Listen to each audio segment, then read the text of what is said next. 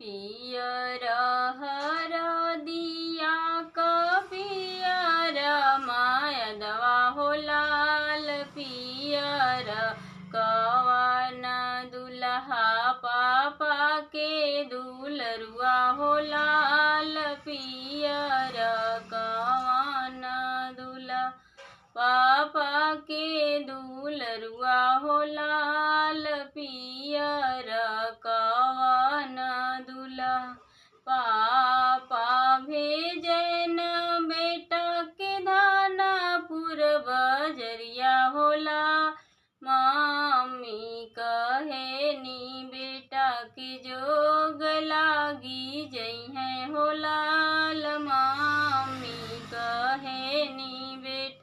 के जोग लागी जइहे हो लाल मम्मी कहेनी बेटा पिया